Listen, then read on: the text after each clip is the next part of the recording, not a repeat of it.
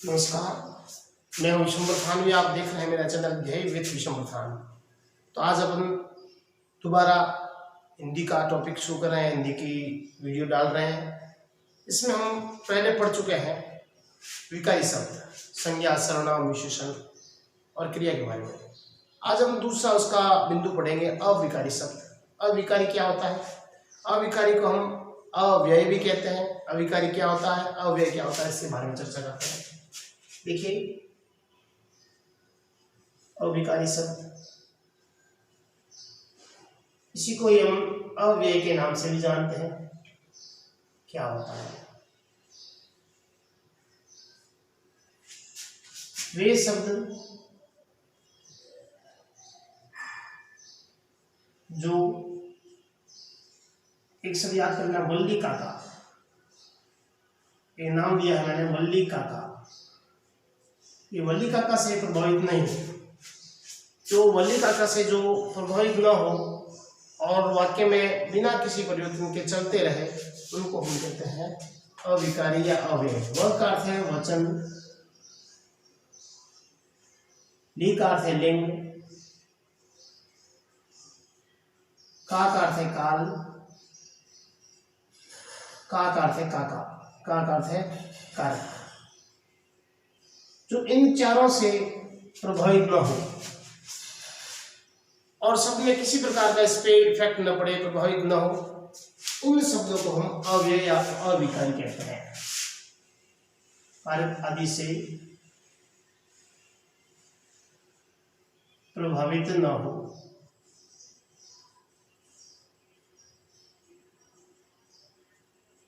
अविकारी का अर्थ है परिवर्तन, बदलना।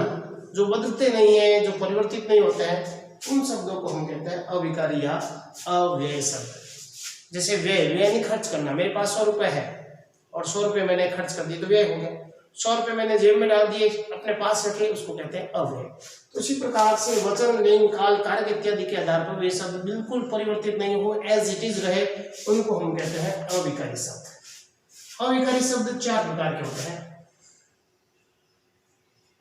अविकारी शब्द के प्रकार है 4। इसकी टिक याद करना, कृष, विष।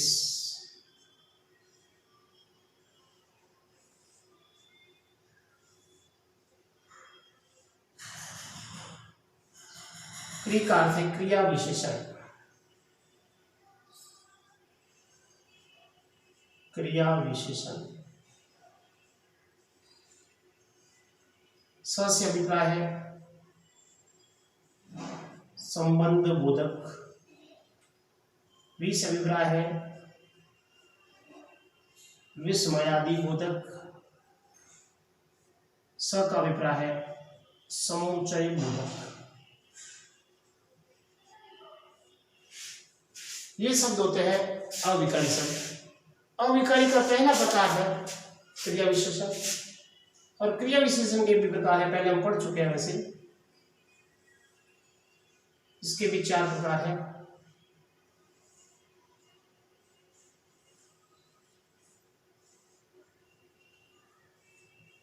क्रिया विशेषण को याद करने की ट्रिक है परिष्कार। नाम याद रखना, परिष्कार, जल्दी याद हो जाएगा आपको। प का अभिप्राय है परिमाण बोधक, री का अर्थ है रीति बोधक। मात्राओं पे मत जाना, री छोटी है या री बड़ी है, लेकिन आपको याद करने के लिए है। परिमाण बोधक, रीति बोधक, स से स्थान बोधक, और का से है काल बोधक। अब क्रिया विशेषण के प्रकार तो 4 ही हैं। कई बार परीक्षाओं में एक और शब्द आ जाता है निपात, इसके बारे में हम चर्चा करेंगे, लेकिन ये प्रकार नहीं है क्रिया विशेषण का। निपात क्या है, इसके बारे में हम चर्चा करेंगे। अगर परीक्षा में प्रश्न आता है क्रिया विशेषण कितने प्रकार के होते हैं, 4 प्रकार के होते हैं, और विकल्प वाला कोई प्रश्न हो उसमें निपात दे दिया जाए, ऐसा कोई उदाहरण दे दिया जाए, भी है, ही, ऐसे दे दिया जाए, तो फिर उसका निपात के बारे में चर्चा करेंगे बाद में। अब देखिए क्रिया विशेषण क्या होता है, what is the mean of क्रिया विशेषण। हमने क्रिया के बारे में पढ़ा, जो काम होता है किया जाता है उसको क्रिया कहते हैं। विशेषण के बारे में हमने चर्चा की, संज्ञा और सर्वनाम की जो विशेषता बताते हैं उसको विशेषण कहते हैं। अब क्रिया विशेषण की बात करते हैं। क्रिया विशेषण का अर्थ इन दोनों शब्दों में समाहित है, क्रिया और विशेषण। क्रिया विशेषण से अभिप्राय वे शब्द जो क्रिया की विशेषता बताते हैं। संज्ञा सर्वनाम की विशेषता बताने वाले शब्द विशेषण थे, और जो क्रिया की विशेषता बताते हैं उसको हम कहते हैं क्रिया विशेषण। जैसे नरेंद्र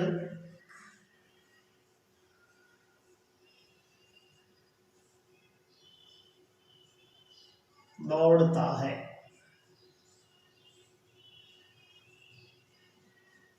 यहां क्रिया जो है वो स्वाभाविक रूप से दौड़ना है, दौड़ता है। अब इस क्रिया की कोई विशेषता दे दी गई, जैसे नरेंद्र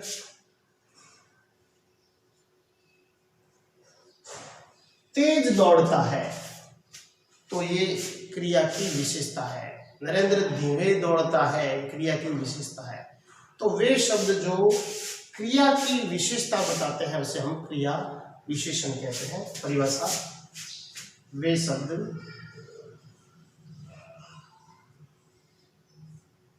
जो क्रिया की विशेषता बताए।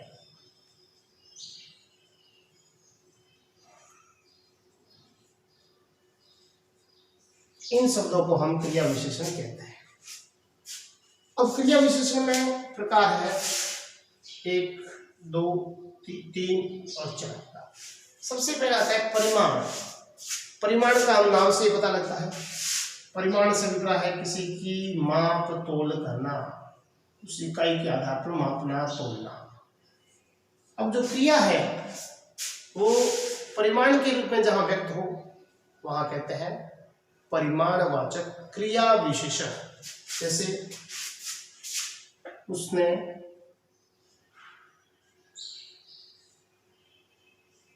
आज बहुत खाया। अब क्रिया तो है खाना, खाया, और क्रिया की परिमाण के रूप में विशेषता हो गई बहुत, तो यहां क्या हो गया क्रिया विशेषण। इसी प्रकार मैं आज थोड़ा पढ़ा। अब जहां पढ़ने की विशेषता है थोड़ा, तो कम है, थोड़ा है, अधिक है, इतना है, उतना है, जितना है, ये सब जहां परिमाण के रूप में जहां अभिव्यक्त होते हैं उसको हम कहते हैं परिमाण बोधक क्रिया विशेषण। दूसरा आता है रीति बोधक। रीति का अभिप्राय है तरीका। रीति का अभिप्राय है तरीका, किस प्रकार से काम किया जा रहा है। जैसे वे धीरे चले। अब उनके काम करने का तरीका क्या है, चलने का तरीका क्या है, धीरे। वे तेज चले, वे धीरे चले। तो ये स्थिति जो होती है, रीति मतलब तरीका बताया जाता है। जहां किसी भी क्रिया की विशेषता के रूप में तरीका बताया जाए उसको हम कहते हैं रीतिवाचक, रीति बोधक क्रिया विशेषण। तुम तेज बोलते हो, तुम तेज बोलते हो। अर्थ बोलना, बोलने की विशेषता तेज बोलना। फिर आता है स्थान बोधक।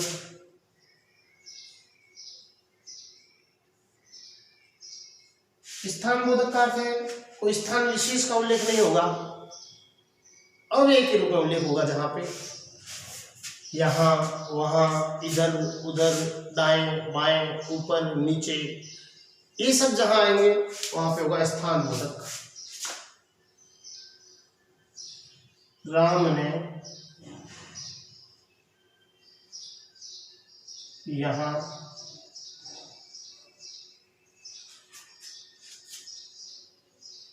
राम यहाँ पढ़ा,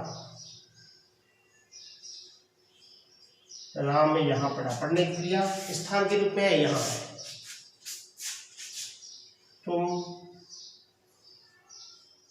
वहां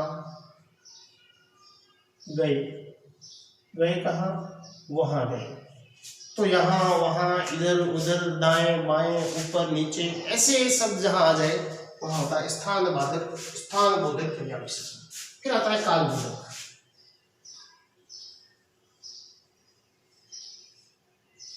काल बोधक का अर्थ है समय के बारे में इंगित करे। उसने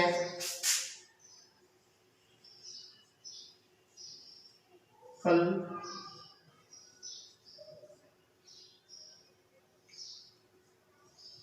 पतंग उड़ाई।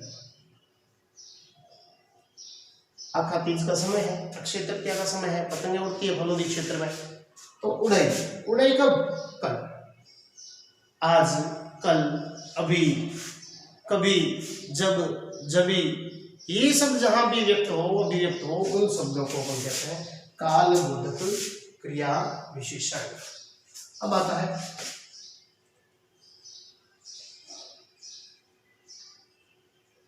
मैं आज पढ़ा, मैं आज पढ़ा, या अभी पढ़ा भी लिख सकते हैं, मैं अभी पढ़ा। तो क्रिया की विशेषता आज के रूप में भी है, अभी के रूप में भी है। तो ये जो होता है, अब जैसे यहाँ कंफ्यूज हो जाएगा, आज यहाँ भी आया, आज यहाँ भी आया। अब पढ़ा क्रिया अंडरलाइन दिया जाएगा, नीचे अंडरलाइन दे दी जाएगी, थोड़ा में कौन सा क्रिया विशेषण है। आज में दे देगा तो यह काल बोधक हो जाएगा। फिर आता है निपात। निपात का अर्थ क्या होता है? निपात से अभिप्राय है किसी भी क्रिया पे जोर देना। मैंने ही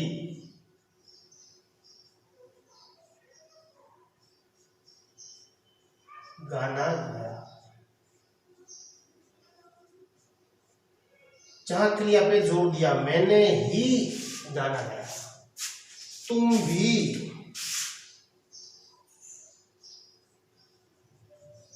पुस्तक पढ़ो, भी। तो ये जो वर्ण है, ये जो शब्द है, जहां आ जाते हैं उनको हम निपात के रूप में अभिव्यक्त करते हैं। तो ये है अपना क्रिया विशेषण।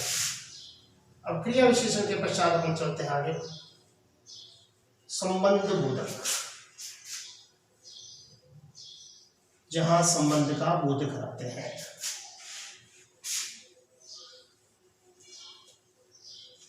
संबंध बोधक को थोड़े से अर्थों में समझ लेते हैं अपन।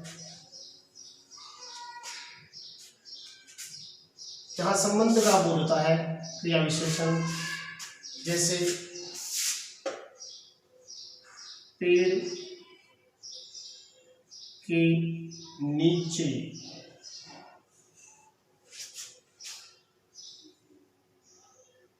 वह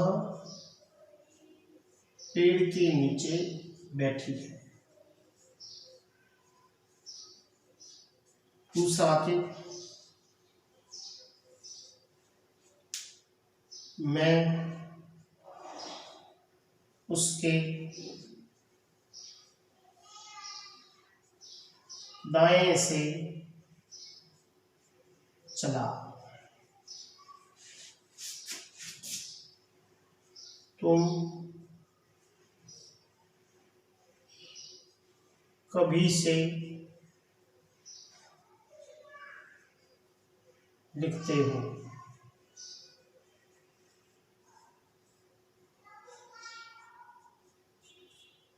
उसने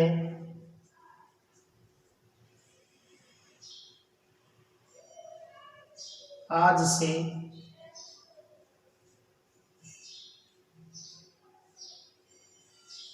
पढ़ना शुरू किया। अब ये शब्द अपन पहले भी देख चुके हैं, इसमें भी देख सकते हैं क्रिया विशेष नीचे स्थान के रूप में देखा, दाएं स्थान के रूप में देखा, कभी समय के रूप में देखा, काल के रूप में देखा। तो अब इसमें और इसमें थोड़ा सा अंतर है, विशेष ध्यान रखना। जहां के और से विभक्ति आ जाए तो आप प्रयोग करना संबंध बोधक अविकारी शब्द, और के और से जहां नहीं है, विभक्ति का चिन्ह जहां नहीं है, वहां पे आप कर सकते हैं, चाहे परिमाण है, चाहे लिपि है, चाहे स्थान है, चाहे काल है। ये विशेष ध्यान रखना। उसके पश्चात आता है विस्मयादि बोधक। विस्मयादि बोधक से अभिप्राय है, एक तो विस्मयादि बोधक चिन्ह होंगे और कुछ विस्मयादि बोधक शब्द होते हैं। वो कौन कौन से होते हैं देख लीजिए। प्रसन्नता सूचक जैसे होते हैं, प्रसन्नता सूचक, वाह, पीछे विस्मयादि बोधक चिन्ह क्या है। घृणा बोधक, छी, दुख सूचक, ओ। तो ऐसे शब्द है, घृणा के हैं, आश्चर्य के हैं, प्रसन्नता के हैं, खुशी के हैं, और जहां विस्मयादि बोधक चिन्ह लग जाए उसको हम कहते हैं विस्मयादि बोधक अविकारी शब्द। फिर आता है समुच्चय बोधक। समुच्चय का अर्थ है जोड़ना, दो शब्दों को, दो वाक्य को जहां जोड़ना का काम करता है। जैसे ये 4 प्रकार के मानते हम।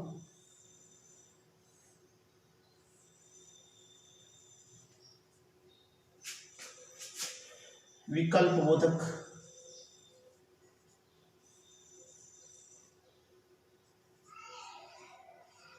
परिणाम बोधक,